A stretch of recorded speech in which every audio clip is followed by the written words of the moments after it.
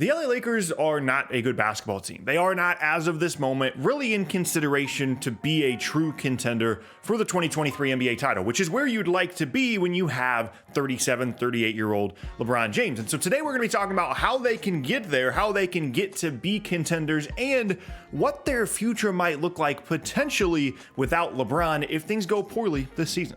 Now, when you're talking about the Lakers and their offseason, there's really only one place to begin. And of course, it's Russell Westbrook. The big move of last offseason, a move that at the time I did not like. I thought that they should have gone out and gotten Buddy Hield and taken the Sacramento Kings trade package for all that stuff that they sent out rather than the Russell Westbrook one. And all of the fears that people, myself included, had about Russ's fit in LA were realized last year. And it's very, very clear that no matter what you try and do with the rest of this roster and try and get some wings and try and shuffle how you play LeBron and Anthony Davis together, Russell Westbrook on the floor with those two guys, which presuming that he will be on the floor at the end of these games because he is still like a star player, it doesn't work. Like they're just not a good basketball team with those three guys on the floor all together because of the limited spacing that AD and Russ provide, and because of Russ's just flat out unwillingness to do anything other than try and attack the rim when he has the ball in his hands and stand out of the way in brick jumpers when he doesn't have the ball.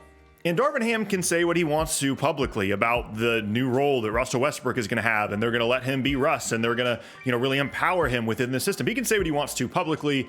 If the Lakers had an opportunity to get rid of Russell Westbrook right now in a way that made their basketball team better, they would do it. I don't care about this newfound commitment that the three of them have, where they've all had a conversation about, running it back next year. They want to trade the guy. And that, in my opinion, is absolutely the right move. You have to explore any possibility that exists out there of moving Russell Westbrook in exchange for some kind of spacing, a wing, whatever the case may be, or obviously the Kyrie Irving situation. Now, we've talked about this in previous videos. I don't think the Nets are going to do anything with Kyrie until they figure out the Kevin Durant situation, whether that be he walks back his trade request or the Nets trade him somewhere. They're not doing anything with Kyrie. And assuming that the Nets are willing to have a discussion with the Lakers about a Russell Westbrook Kyrie swap with a pick involved or Russ going elsewhere with a pick involved, if the Lakers had the opportunity, let's make this assumption, if they had the opportunity to trade Russell Westbrook and a first round pick, 27, 29, unprotected, doesn't matter, to the Nets in exchange for Kyrie Irving, and they didn't do it,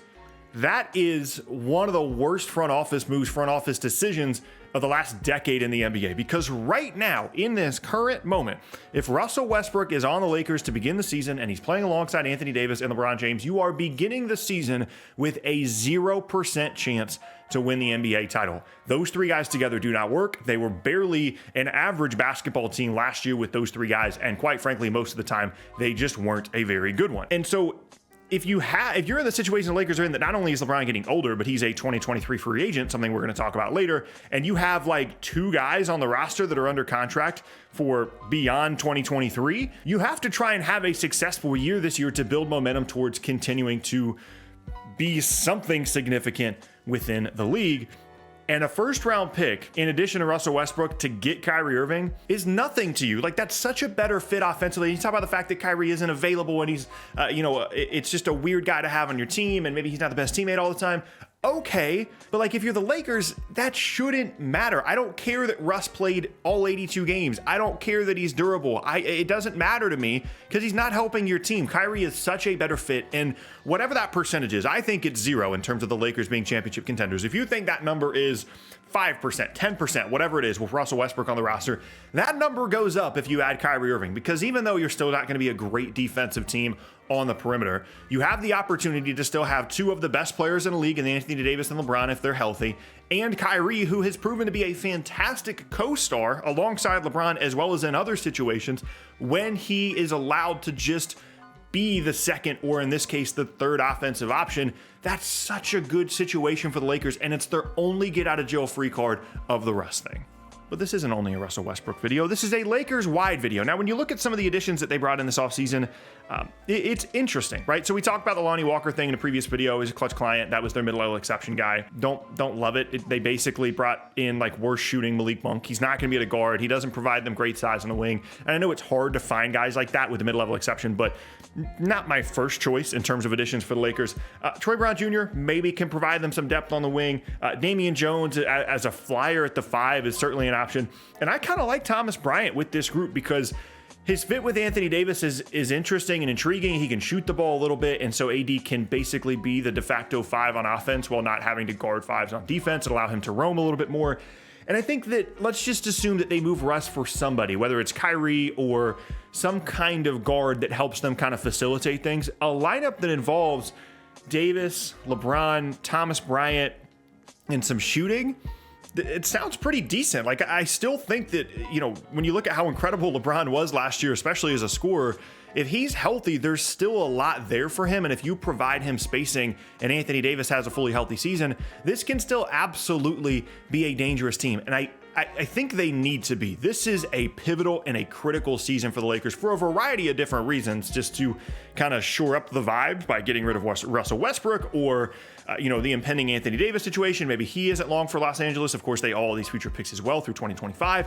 But here's the biggest thing to me about what this season means for the Lakers. There's no guarantee that this time next year, LeBron James is an LA Laker. Like, I understand that he really enjoys being in LA, and it feels like he's used up all of his, like, let me jump from team to team cards. Like, it would feel, I think at this point, strange for him to once again jump to a different team, given the fact that he's won a championship in LA. And this always kind of felt like the final destination, the final franchise for him.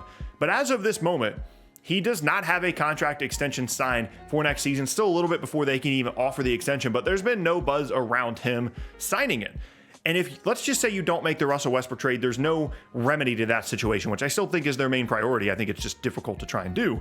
You're going to go into the season with LeBron on an expiring contract, and that can be a very dangerous thing for two different reasons. One, it's a circus, it's a distraction, it can be a huge, huge issue to the team as a whole. And two, you might have to be in a situation where he has so much leverage over you as a Lakers franchise that he can almost make you make moves or basically say that he's going to leave. He tried to do it in Cleveland, and they actually stood up to him and said, no, we're not going to trade this future Nets pick that became Colin Sexton in order to make this team better because we know you're leaving. And then ultimately he did leave. But if you don't get this situation sorted out, if you don't make some kind of move and make the roster better, LeBron holds that over you, and either he's going to leave or it's going to be a circus, or you're going to have to make a move that maybe you don't want to with one of those 27 or 29 picks because he is hanging the fact that he might leave over you. And it's not just him. I think it's very clear at this point that Anthony Davis being in LA had a large part to do with LeBron and Clutch and all that.